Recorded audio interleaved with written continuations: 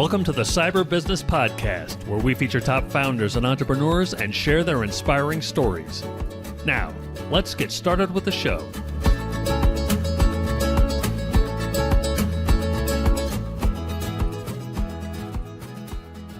Matthew Connor here, host of the Cyber Business Podcast, where we feature successful business leaders, top law firms, green energy companies, and more.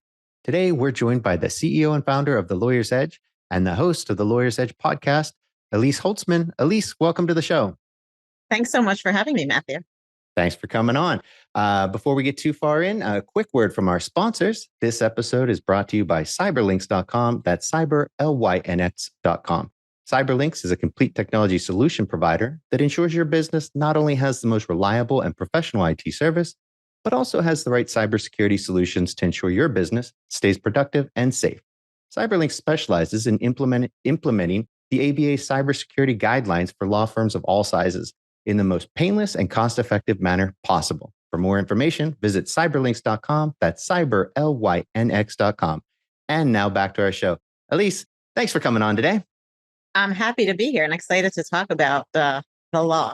All right. Well, for those who aren't familiar, can you tell us about the Lawyer's Edge?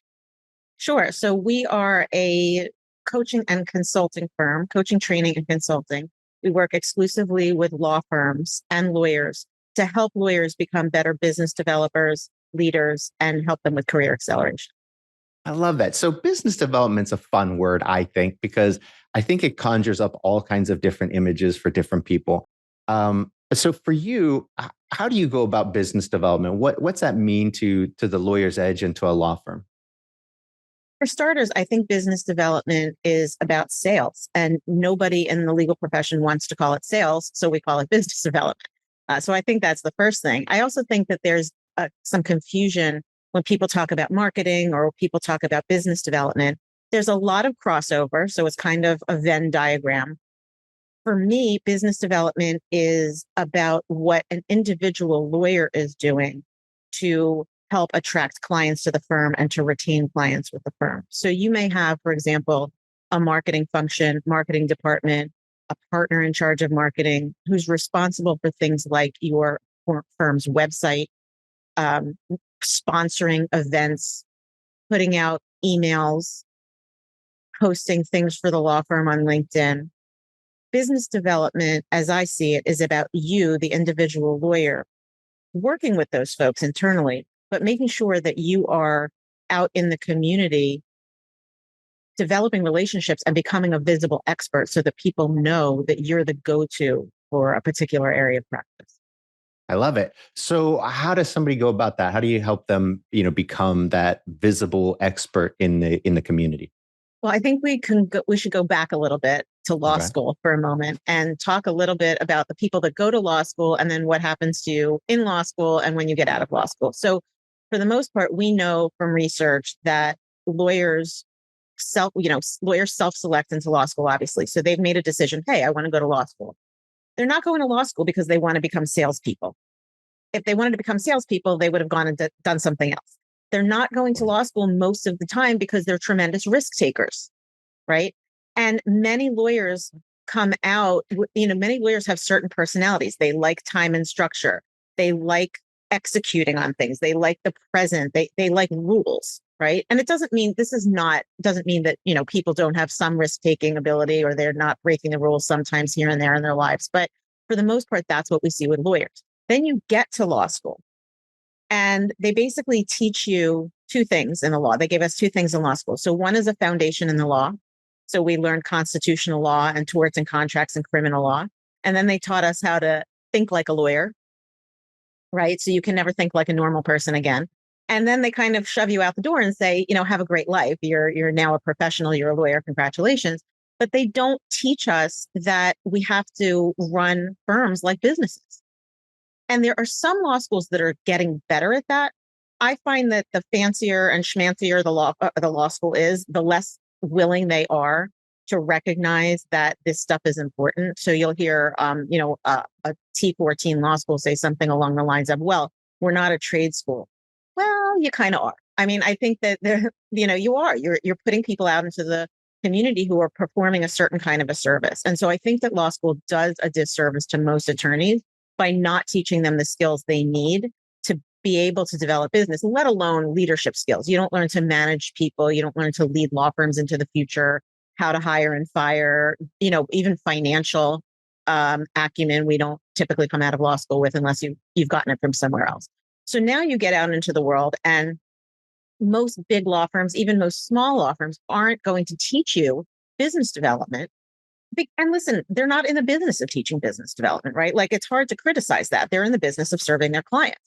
And so now you've got these incredibly bright people who are encouraged to bill tremendous hours, who then get told, oh, it would be a good idea for you to develop business if you ever want to make partner here. Or now you're a partner, you don't have a stitch of business, but if you want to ever be equity partner or make any money in this place, you better suddenly show up with a book of business. And it can be very blindsiding for people. In smaller firms, of course, you don't have a choice, right? You're not making any money unless the clients are coming in. So that's kind of the backdrop of all of this. And so one of the things that I think is important to do is to educate people without, there's a lot of scuttlebutt out there about, oh, lawyers are terrible managers, lawyers are terrible salespeople. I think that may be true, but I don't think that we should be yucking it up about that, right? I don't think that we should be critical of lawyers about that. I think there should be a recognition that, hey, we didn't learn this stuff. It's really important, and we can learn it, and we can get good at it, and we can find time for it, and we can enjoy it. So I know that's not really answering your question, but that's the first thing I think, is recognizing where the lawyers are coming from and where you as an individual attorney are coming from, and then saying, hey, yeah, there is a way for me to learn how to do this. I think that's brilliant, because that there really is that sort of understanding. They do come from that lawyers do come from that background, just as you explained, and they are put into a situation where it's really not fair to expect them to be good at something that they were never trained at, never thought they would have to do. And now suddenly the expectation is, be great at this if you want to be successful. So yeah, that's fantastic. So then that's where you come in, right? Yes. The lawyer's edge comes in and says, hey, we can teach you these things, how to do the business development, how to get generate more business, right? Right. And so that's the idea. And so there are a couple of things that we do and that I think are important to do. So first of all, I think people need to understand the principles of business development. People don't even know what that means. I've had so many incredibly hardworking, bright, accomplished lawyers come to me and say, I literally do not know what to do next. I don't know where to start. Am I supposed to get out there and tell people I want them to hire me? How do I do this? And so I think it starts with understanding the principles of business development. And, I kind of talk about 3 pillars of business development and give lawyers a structure for this, because I think that when you have a structure and sort of 3 categories that you can hang your business development activities on, it helps for people who do think kind of linearly. Like, okay, I'm doing this over here and I'm doing that. So I'm hitting all of the high points of what I'm supposed to be doing. And then what I think is really important also is coaching. And of course, easy for me to say, I am a trained coach, a member of the International Coach Federation, all of that sort of thing. And so, but what I think is important for people to understand is the difference between training and coaching. That's another thing that many people don't necessarily understand for obvious reasons, right? This is not something that they've learned. So training is when we come into an organization, typically a law firm, when it comes to business development, obviously, and we have a group of people in the room and we go through the process of, hey, here are the principles of business development. Here is why you might want to engage in business development. Here is why people who think this is a great idea don't engage in business development. Here are some of the obstacles and the excuses that we hear. Then let's assume, just for funsies, that I am literally the best speaker, the best webinar leader you've ever had in your life. So I come in and I drop these pearls of wisdom on you about business development. I then leave. Research shows that no matter how fabulous I am as a trainer, no matter how much I engage that audience, they're going to walk out of there and they're going to forget a lot of what they learned, and they're going to go back to their desks and do the same thing that they've always done. Because that's human nature. It's force of habit. And they're busy people with many, many responsibilities. And so then there's coaching. And coaching is really there's individual coaching and group coaching. particularly for more senior leaders and emerging business developers, I like individual coaching. I think for more junior associates who you just want to get into the mindset and get out there and nurture their network and that sort of thing, group coaching can be really terrific. But regardless of whether it's individual or group, the idea behind coaching is to help people stay in touch with what it is that they want to do. So to help hold their own feet to the fire, help keep them accountable, right? They're not accountable to the coach. The coach holds you accountable to your goals and navigate the process with you, customize it for you, make it so you take these principles of business development and then you apply it to what it is you want to do. You apply it to you at, your personality is different from the person sitting next to you, et cetera. So coaching is when you're helping the person stick to her goals, navigate the obstacles that may come up for her, and make her path to business development her own.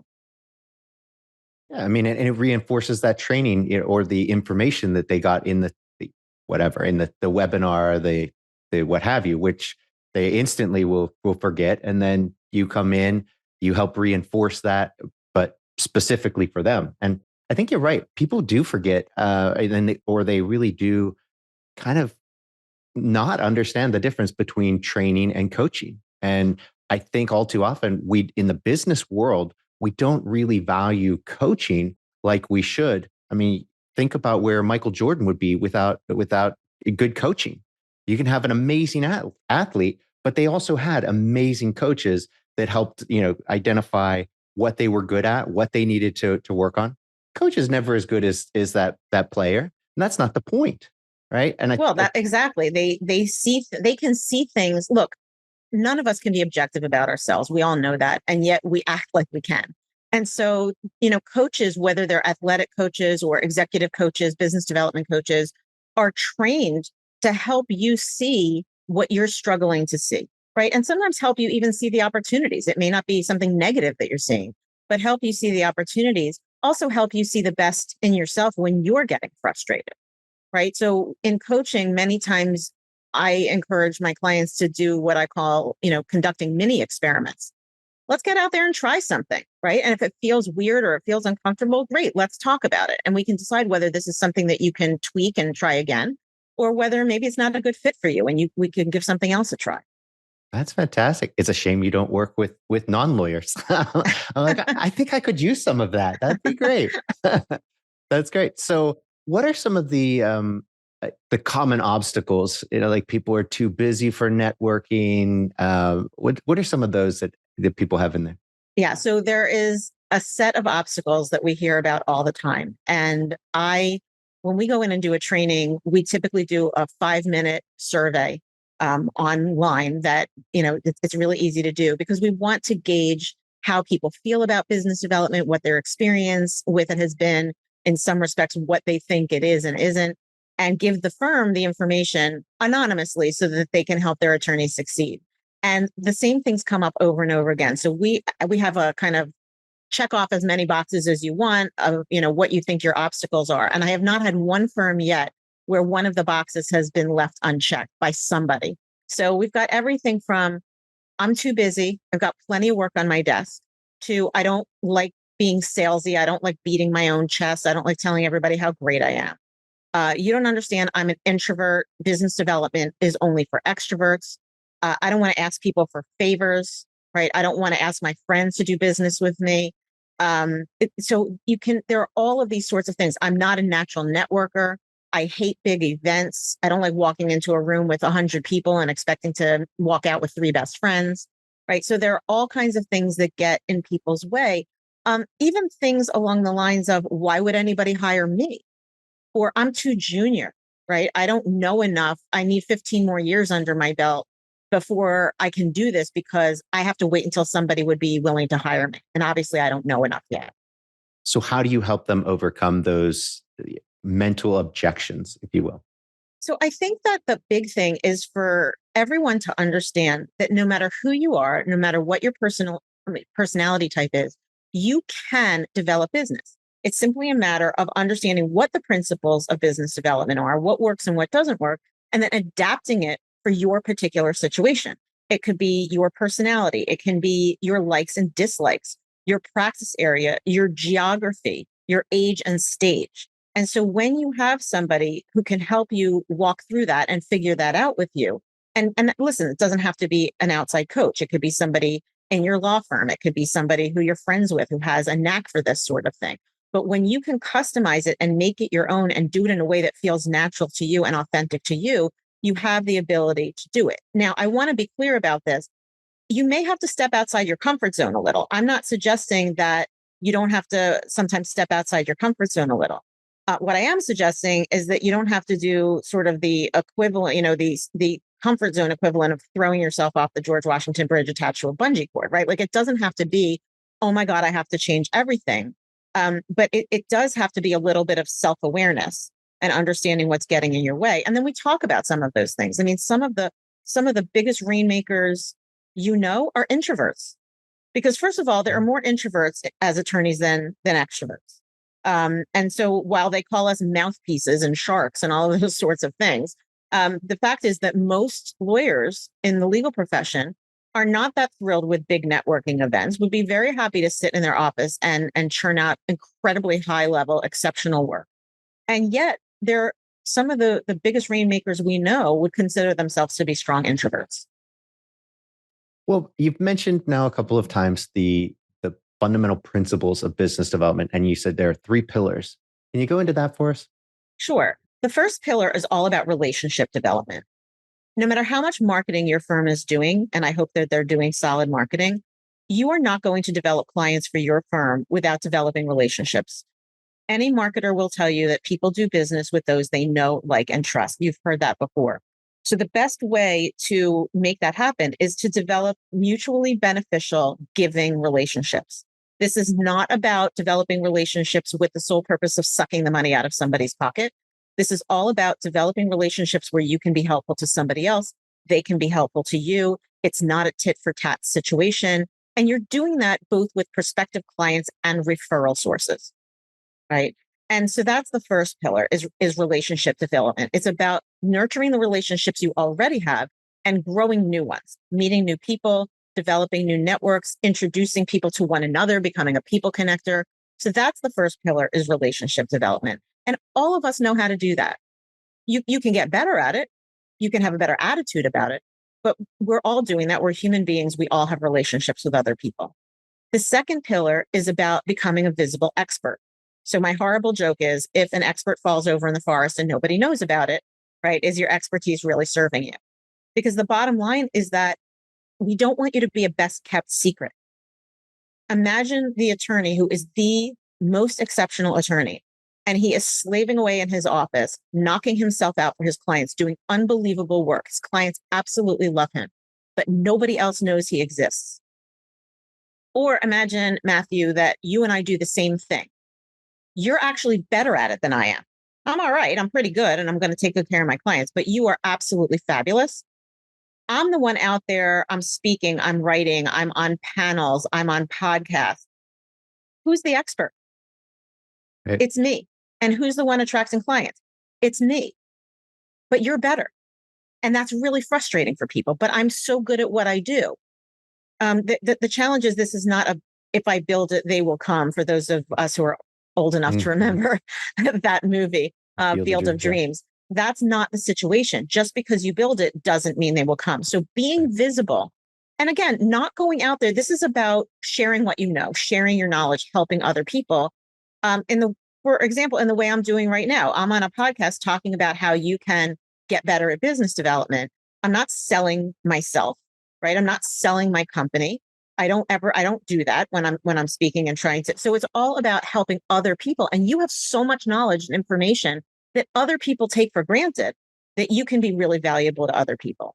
And then the third piece, the third pillar is what I call the 3 T's of leadership growth. So as you're becoming a business developer, there are also some things that you've got to be doing as you ascend into leadership.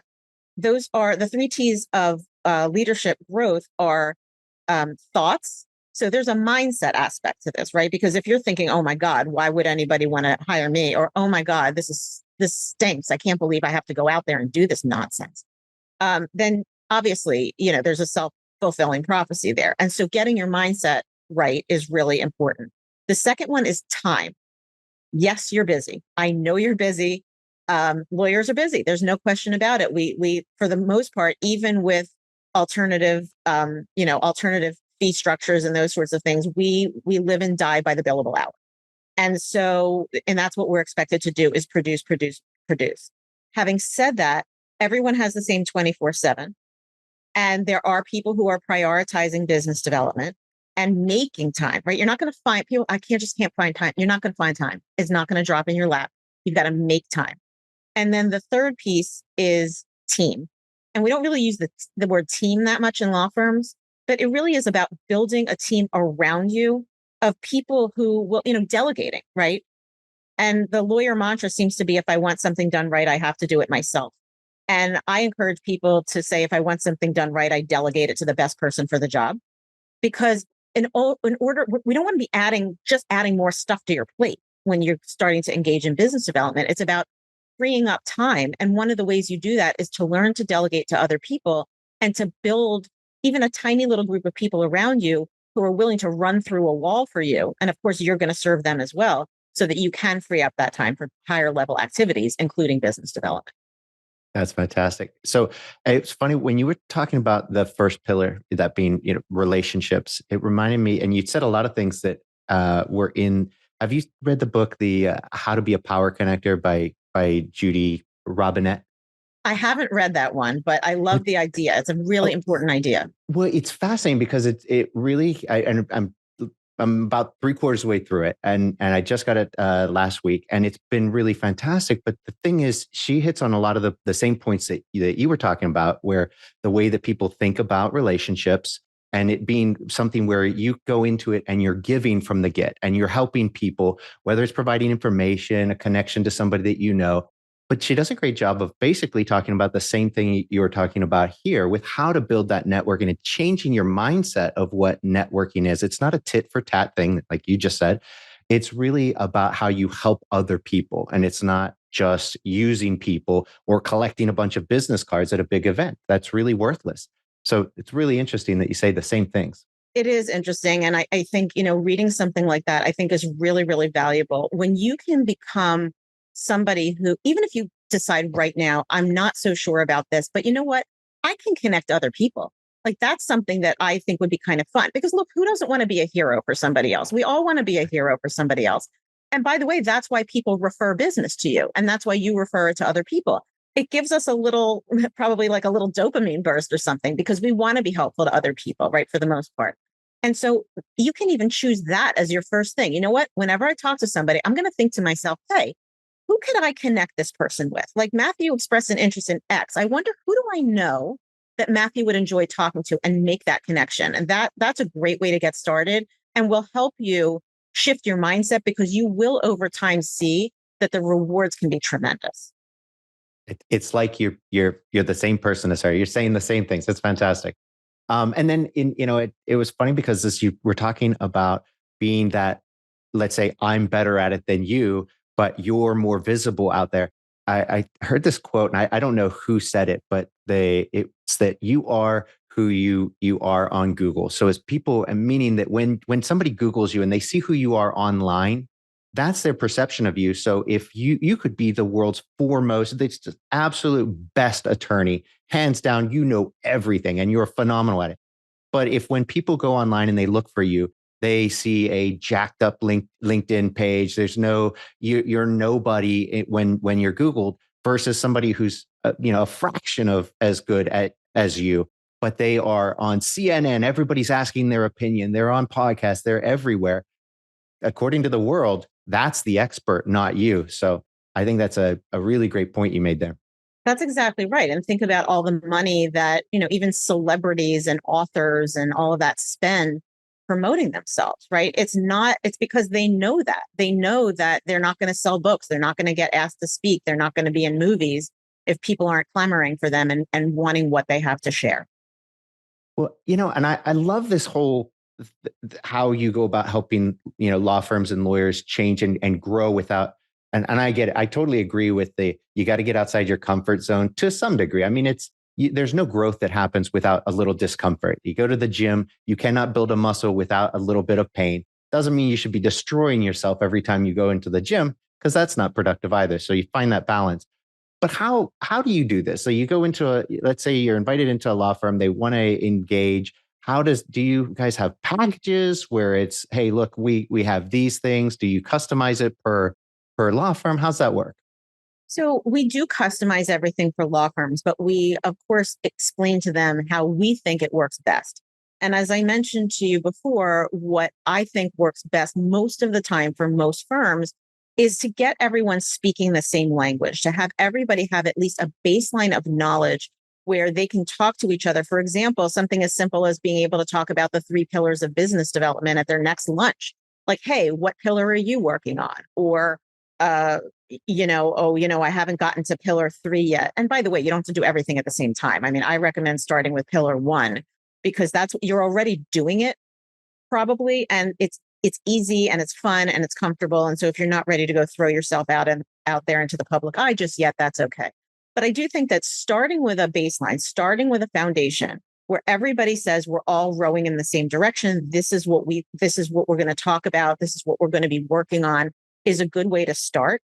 And then we do recommend the follow-up coaching, often individual coaching, but it's also budget dependent, right? If your firm can't, like, I'd much rather see a firm say, we're going to put everybody in the same room and do some group coaching, than have them say, well, we can't do anything, because then I'm worried that when I walk away, the firm's going to do nothing, right? And as I said, I use the term sucking the money out of people's pockets. Like, my goal is not just to suck the money out of a firm's pocket. I actually want them to move the needle. I want people to be seeing success. Once we're in coaching, that's when things get really custom, right? Now, going back to the training just for a second, there are sometimes messages that senior leadership wants the people in the room to be hearing. And one of the things that I can do is weave that in. So I can help them with the messaging that they want that's unique to that firm when it comes to their vision and their mission and their culture and how they treat people and, the kinds of clients that they want for the firm. And so we definitely weave that into the training, because obviously if a firm is they're a litigation boutique or they're an IP boutique, all of our examples are going to be in that context to the extent possible. When we get into individual coaching and group coaching, that's when we can get really, really customized, right? What's going on for you? What did you think when you heard what was going on, in the training? Oh, I was so excited about it. I really think I can do this. Oh my God, I wish the firm would just leave me alone. I have no interest in doing this. It freaks me out completely, right? We're now starting at very different places depending on the person in front of us. And so that's where the customization comes in. And we have tools and, we have little worksheets for people to fill out and infographics that can be helpful to people. So we have tools that we use, but that's typically the focus. Now, sometimes we work with individuals. So individuals call us all the time and say, hey, I'd like to get better at this. And I'd like somebody to help walk me through the process. And then one of the things we do is we typically will do kind of use a personality tool with them so that they can be more self-aware. We can be a little bit more aware of how they show up in the world. And then, there's a little bit of teaching involved at the beginning. And then again, we go into the individual coaching and help them take action. Love it. Well, and I think for me, so at Cyberlinks, we're much more a defensive organization. That there's not a lot of ROI, if you will, for keeping you safe. Yes, if you get hit with let's say ransomware, it can be very expensive, but that often is really difficult to convince somebody of that, because, well, we're how do we squeeze it into the budget? Is it that important? Fine. But something like this, it's so easy to justify when you're building business. That ROI becomes very obvious. Oh, we only have to get 3 more clients and then we see profit on this. So that's got to be a much easier. Matthew, I wish it were as obvious as you seem to think it is. You're now going to be my poster child. Go talk to Matthew. He gets it. He gets it. He'll tell you. Exactly. Sadly, it's not as obvious as you might think. So look, law firms have always been very traditional organizations. And we know that law firms are not the first on the block. It reminds me of my parents, who I'm pretty sure we were the last people on the block to get a microwave oven when we were growing up, that sort of thing. And I sort of think of law firms as being that way. Now, most of them have gotten significantly better. And there are so many resources in the marketplace for law firms who are looking for help, whether it's marketing help or supporting managing partners and knowing how to run a law firm. All that sort of stuff is out there. many law firms are still hesitant because they see things as a cost, right? They see these things as a cost. Now, in your case, I understand what you're saying, right? It's like, unless something horrible happens, they're just like, gosh, why are we spending all this money? Everything's fine. Well, everything may be fine because you're spending the money. When it comes to this, I think that they get nervous. It's like, well, is the lawyer going to take action on this, right? If the law firm is paying for it, how do we know we're going to get ROI? And what I would say is, first of all, make sure if you're a law firm leader, make sure you're choosing the right people for the program. One of the things that I like to do is I like to get everyone in the room for the foundational piece of the program, for the training. And then when it comes to coaching, I would love everyone to have coaching. If there's a budget issue, if there's some skepticism on the part of senior leaders, one of the things you can do is we can create a slight barrier to entry, a little bit of an application process for people to explain why it is they want to do this and what their commitment is going to be to business development. Nice. Right. We can help them put those sorts of questionnaires and applications together. Nothing onerous, but just a little bit of, if you send it out to somebody a couple of times and they don't apply, it just may not be the right time for them, or they're just not interested, not going to be interested ever. But not everybody agrees with you, but I agree with you, right? I do think that we have to make investments in our people as organizational leaders. And I think for individuals, it's important for individuals to make investments in themselves. Oh, absolutely. I mean, imagine you go from being just a lawyer who practices law and has no idea how to go out and build relationships, get referrals, bring in new business just from those relationships alone. The difference between those two lawyers is huge. That lawyer who's out there and they're visible, they're an expert in the field, business is coming to them. They don't even have to go out and seek it out, versus that lawyer who's an expert and sits behind their desk and just works. They're waiting for it to come in and there's nothing attracting it. And I think it's important for us, the whole time you and I have been talking, we've been kind of assuming that business development is a good thing for lawyers. And just to be clear, the reason I think business development is a good thing for lawyers is partly about the compensation, right? But it's also about the power of choice. When you have a book of business, you can go somewhere else if you don't feel that your firm is a good fit for you, if you don't feel that your firm supports your practice or supports you in some way. You may be able to call the shots in terms of who you're working with, the kinds of work you're doing. Maybe you want to have a hand in running the firm. And for reasons that somewhat escape me, we know that people who have business are more likely to be able to run the firm. I mean, maybe that makes sense, but sometimes it doesn't because they don't necessarily have leadership skills that other people might have. But there's just more agency on your part. You get to do more of what you want to do. Does that translate into compensation? Yes.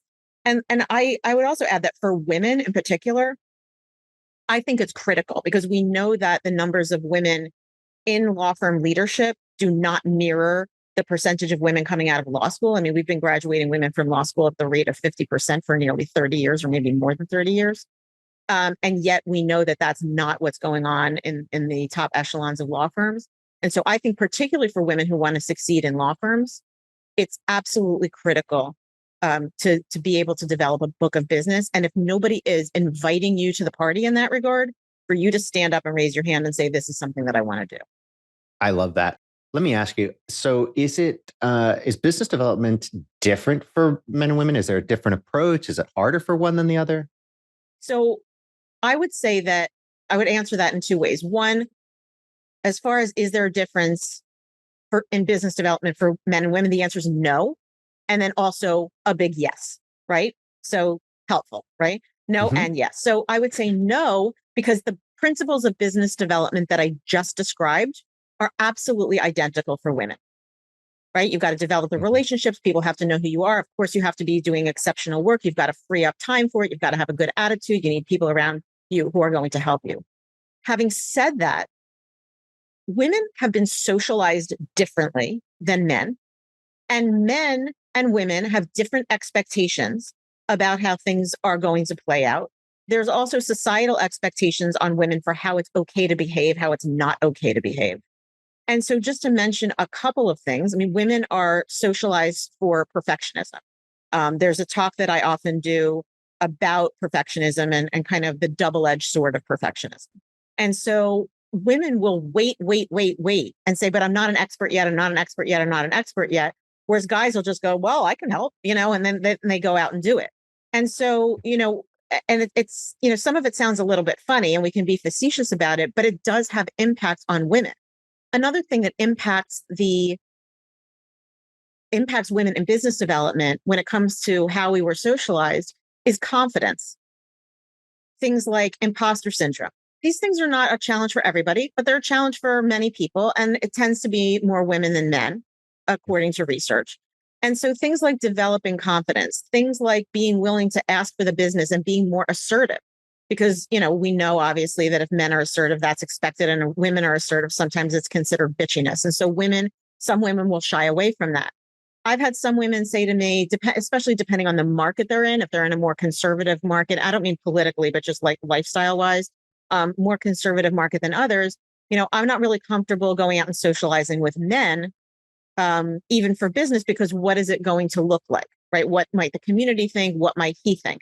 So there are things that get in the way for women that don't necessarily get in the way for most men. And I also think that sometimes it's important for women to be in their own room when they're talking about this kind of thing.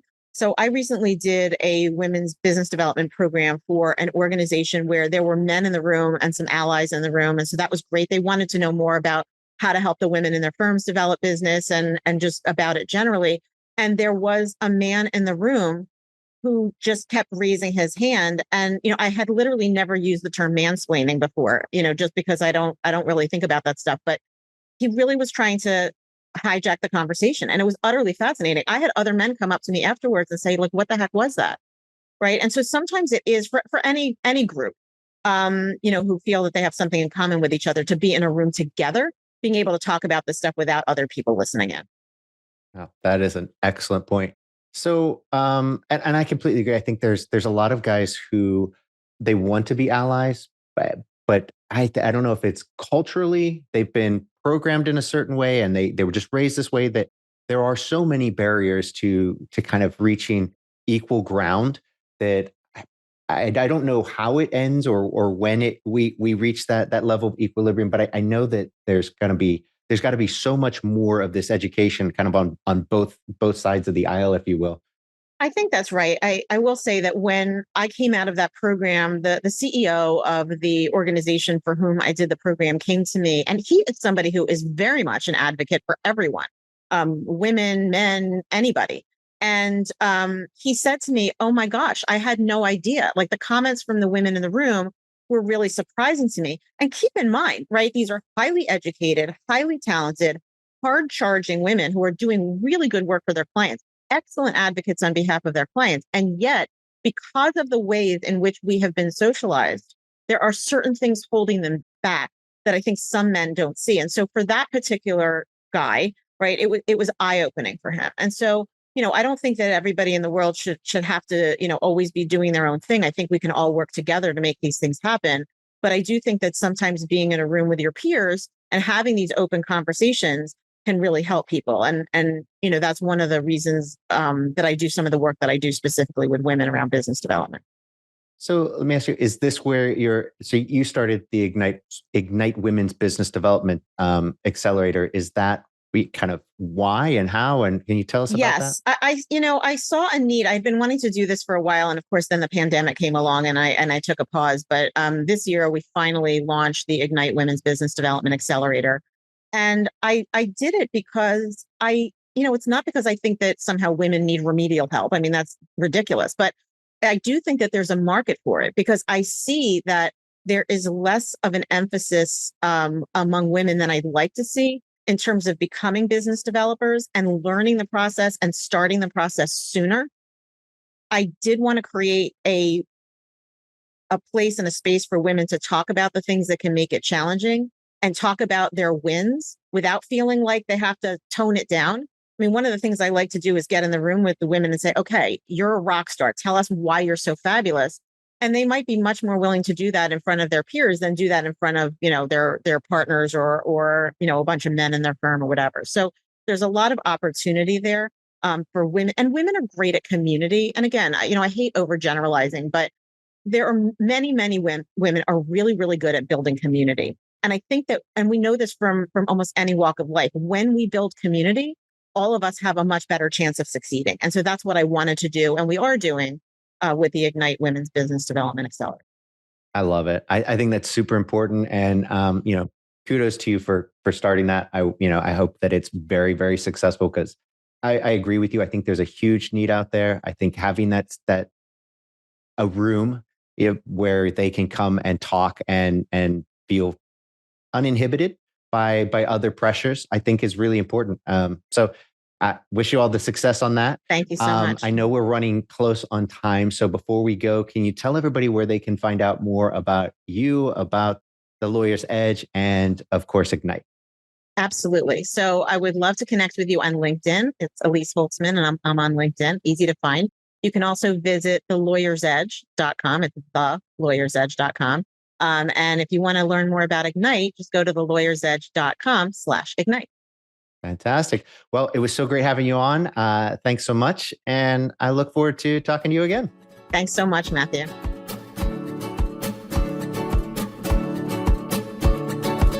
Thanks for listening to the Cyber Business Podcast. We'll see you again next time, and be sure to click subscribe to get future episodes.